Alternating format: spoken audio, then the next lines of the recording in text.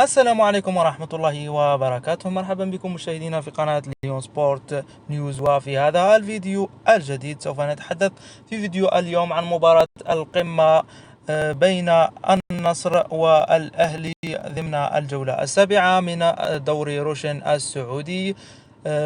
سوف تلعب هذه المباراة يوم 22 من شهر سبتمبر 2023 على الساعة 7 مساء بتوقيت الجزائر، الساعة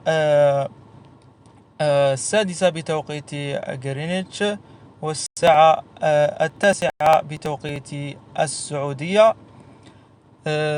هذه المباراة كما قلت سوف تكون مباراة ديربي ومباراة كبيرة بالنسبة لفريقين يمتلكان لاعبين كبار. من جانب النصر، نادي النصر يمتلك كريستيانو رونالدو وساديو ماني، أما بالنسبة للأهلي السعودي فيمتلك رياض محرز وفيرمينيو. أما بالنسبة للاعبين المصابين فيتعلق الأمر بكل من عبد الله مادو واحتمال عدم مشاركة كريستيانو رونالدو وسيكو فوفانا. أما بالنسبة من جانب الأهلي عبد الله العمار وعبد الله عاطيف وهنيدي.